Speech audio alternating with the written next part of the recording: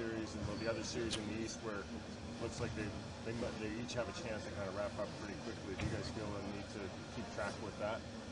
No. I mean, we kind of moved to, the beat of our own drum, and it's just you should try to get it over as fast as possible if that's the plan, right? Everybody wants to win 4 in a row, but that's not always how it goes. So obviously we understand that it's a big game for us, for them, and as fans of the game, we're watching all the series. I am, at least, just watching basketball when we're not playing. So we're up, and it's a good chance for us to go out there and get a big win, and that's all that matters, and that's all we need to focus on.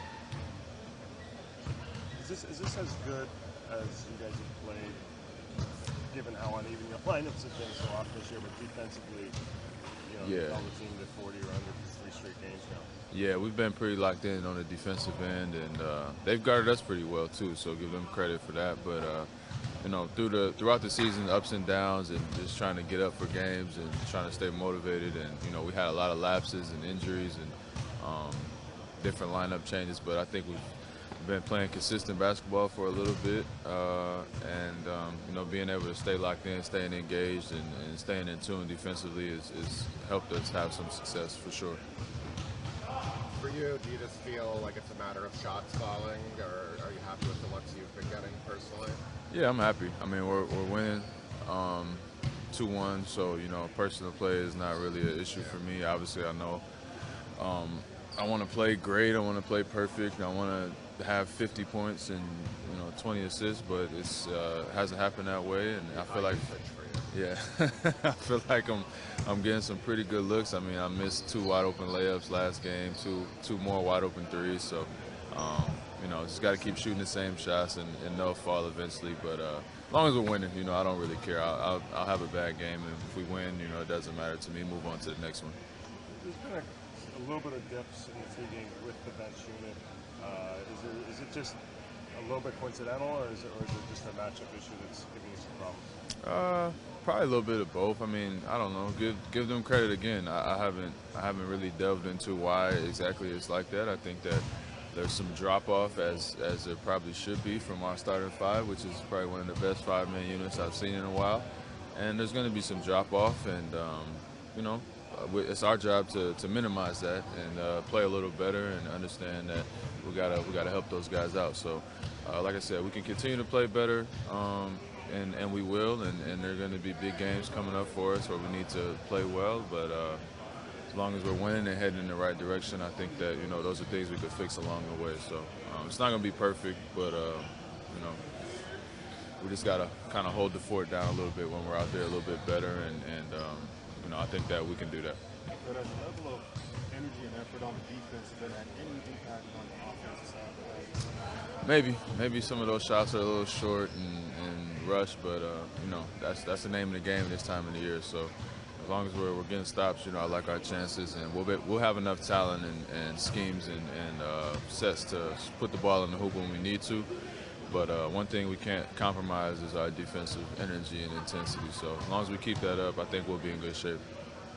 During the course of the series, do you ever look from their perspective, like they're down 2-1, they might make this change in lineup, or they might skew this stylistically, or you try to stay out of that? Yeah, I mean, I think as a player, you don't really get caught up in that too much. You can think about it, but I think coaches, that's all they do, right? They try to make adjustments to the adjustments that haven't happened, and you may see that, but yeah, they might try to do something different, but it's us to go out there and adjust when we get to that point. And I'm sure that being down 2-1 or 1-2, whatever, they're going to be desperate, and they're coming out for a win as they were the last game. So as players, you just go out there prepared and ready for anything and everything, and you try to make best with what you got out there. T. Ross is it seems like a very difficult cover because he's so athletic and get off any shot.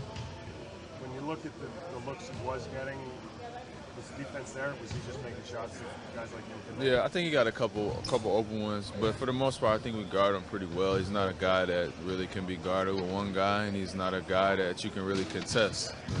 If he gets his feet set, he's not looking at you. He's not looking at anything else but the rim, and sometimes it goes in, sometimes it don't. So if you want to stop him, you probably would limit his shot attempts, but I think the way we've been guarding him has been good for us, and even when he shakes free and breaks a couple, they're really tough shots, and maybe it'll change the flow of their offensive rhythm, and some other guys don't get touches. So he's played well. Give him credit. He's knocked down some really tough shots and big shots, and we just got to keep continuing to make it tough on him. What's it like running around with a guy like that? He's got the total green light. Yeah. It's a lot of pressure and it's no pressure because, obviously you understand that he's going to shoot it at any time, but that also gives you the ability to shrug your shoulders sometimes and be like, all right, there's not many people who can guard that type of shot at that type of moment.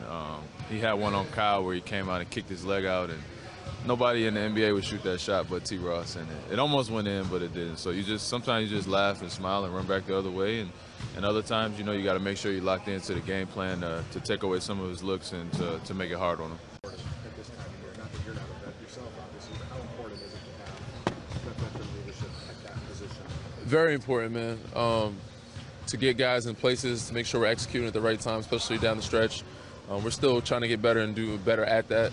But it's very important to have a veteran point guard to know, to, relay the sets to us. Obviously, it gets loud in the buildings, to give us the call, the play call, and it's getting guys in the right places and controlling the tempo at the right time, knowing and picking and choosing when to go fast, when to go slow, when to slow it down and use all the clock. So it's very important that we have a guy like him and Fred, at the point guard position that has been in the playoff for some years now, and understand controlling the tempo is important, especially late game situations. The other series in the East look like they all have a chance of barely quickly 5 or 6 games. Mm-hmm. You guys track that? No, we're not worried about it or paying attention to anybody else right now. We're focused on us and Orlando. You don't skip steps here. You can't think about, with the next series. You haven't won this series yet. You can't even think about the next series. So Orlando's our focus. They deserve all our focus. They're pretty damn good team. And, we're not looking ahead of them because we haven't beat them yet. The job's not finished. Danny, was it hard for you to cut through the noise at all in Game 3? Because they showed up louder than expected. They were very loud. It was exciting. It was a great atmosphere to play in. And some some parts of the game, it was hard to hear what was going on. So I think some of our miscommunication was due to that. So the fans did a great job. I think tonight we'll do a better job of relaying messages and certain signs of play calls and what's going on, and hopefully try to keep the crowd out of it. When we're on the road, the biggest part or the most important part is not let the other team get on momentum or go on runs, and limit their runs as best as possibly can to keep the crowd out of it, so that their emotions, adrenaline is not flowing to where you're playing way above their heads or making shots that are crazy from half court like T. Ross did last game. You guys ran out 16-2 in Game 2. I think it was 10 or 11-0 in Game 3. Obviously, everything goes on runs where you can get one to start the game and just sort of set it going. How much do you feel? I think all teams feed off their runs. I think for us though, it's not really. It's just sustaining and playing a strong, smart, composed game. And if we do that, the runs will come and go. But we know that we feel that we're pretty confident in that sense, and it's in our advantage if we continue to play at our pace. Fast sometimes we want to, slow sometimes, but I think we can do a better job of creating more offense for ourselves defensively. If we get more steals, get in the passing lanes, more deflections, and get out and running, I think it'll be good for us. But if we're not worried about the run game, I think we'll be okay. They went very hard with multiple defenders like Kawhi. Uh-huh. Pascal as well. That's tough. This can be tough to do. Multiple defenders on 2 players is tough to do. So they have to pick their poison.